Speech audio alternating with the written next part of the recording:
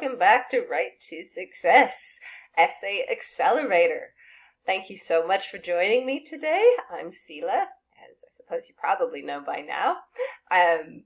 If you have any questions about anything at all, or specifically the material we cover in this video, please do reach out via the forum or email. I would love to hear from you. Feedback, thoughts, suggestions, bring it on. Okay, today we are talking about thesis statements, tremendously important to essay writing and occasionally somewhat misunderstood. So, this lesson we are going to be trying to clarify any misunderstandings around what a thesis statement is or isn't. But remember, the core idea is that your thesis has to define and articulate the purpose of your paper. It has to tell your audience why you have showed up on the page and what they are going to get from reading your essay. So, a thesis states the main idea of an essay, article, review, etc. Thesis statements occur in somewhat varied forms, but across all these different types of writing. We're just going to use the term essay today as our main focus. The same principles apply even if you're writing in some slightly different format. So, a thesis statement is going to answer questions like, what do you mean? Why do you think that? What am I doing here? It's a very existential kind of thing. So, very nitty-gritty, what a thesis is and isn't. I want to be super clear on this from the beginning. A thesis is always an opinion statement, aka a claim or an argument. Do not believe anyone who tries to tell you otherwise. An essay must contain an opinion statement, otherwise it's a report or perhaps a work of fiction.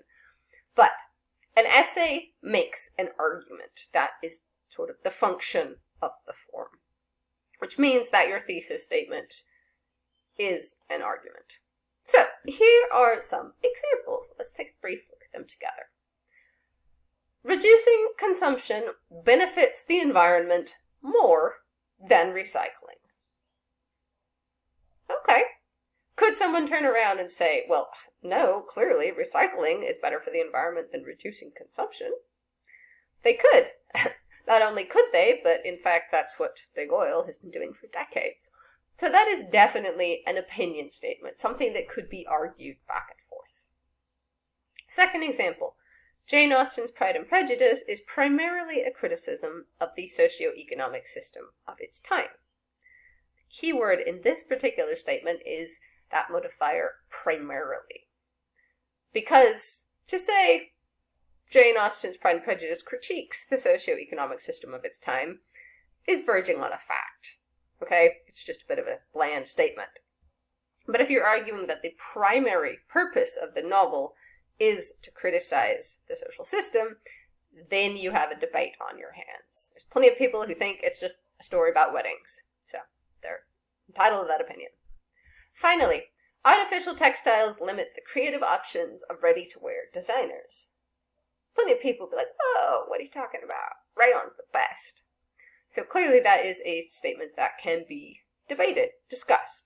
So all of those are opinion statements that would work as theses for an essay. What a thesis is not. 3 important things a thesis is not. It is not a fact.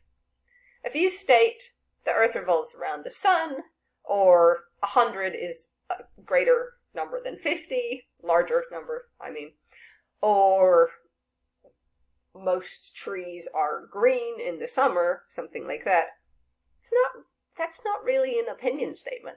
That's just a thing that is. You can't argue it, therefore it's not a thesis. Second, a thesis is not merely announcing the topic of the essay. If you write, this essay is about boats, that may be a factual statement, it may be true, but it is not a thesis statement, because it doesn't offer an opinion about boats. It doesn't tell the reader what it is you have to say about boats, which is really why we're here. Finally, a thesis is not an unarguable statement. So, if someone says, I believe in the tooth fairy, you can say, okay, That's, you're entitled to. You're a person with free will, believe in whatever you want. But you cannot make that the subject of an academic argument, because it is unprovable. Well, the existence of the tooth fairy is unprovable, and even if you could prove it one way or another, that's not to say you could change the person's belief. So the statement is it's not suitable for academic argumentation. It's not relevant.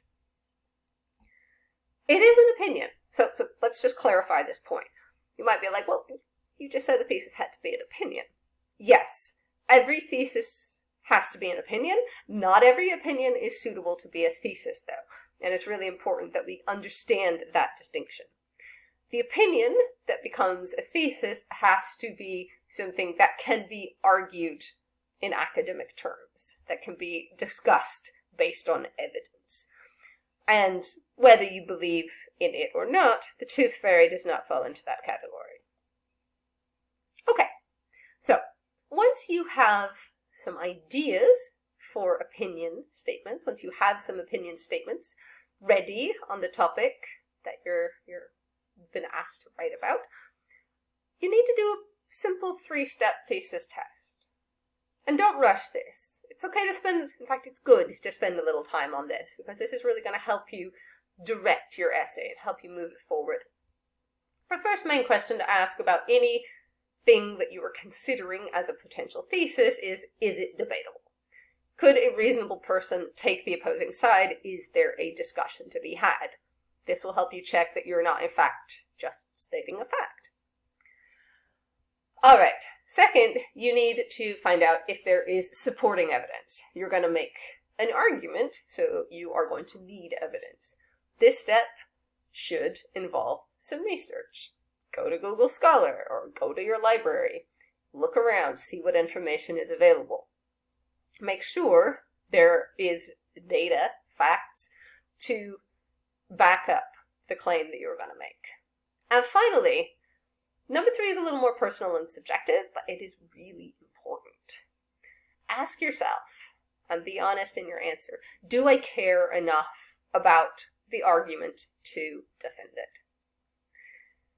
If you don't care about your argument, it's going to be very difficult to make your audience care about your argument.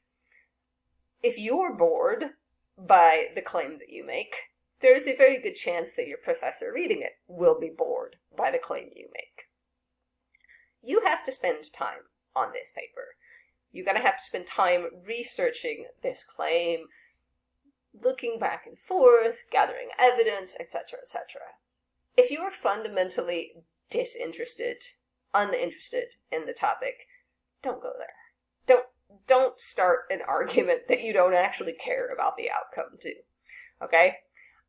Trust me, it will make the whole process easier and more enjoyable if you actually have some kind of personal investment in the claim that you are making. Okay, so on to the fun part. This is where you get to get your little typing fingers out. So, I've given you 4 topics. For each, I would like you to write 2 opinion statements that pass the 3-step thesis test. The topics are as follows: the role of English language in colonialism, advances in nanotechnology, investing public funds in historical preservation, and cross-cultural business strategies. Now, you might be saying, but I don't know anything about. Good. You're not supposed to. A great deal of your university life, your college life, will be spent being asked to discuss in writing or verbally things that you are only just learning about, things you don't know a great deal about yet. Or you might even be asked to write in order to learn about a topic.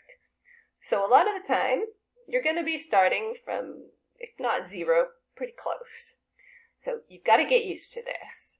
You've got to do a little research, learn enough about the topic to decide what your angle into it might be, to decide what you might have an opinion on about this topic.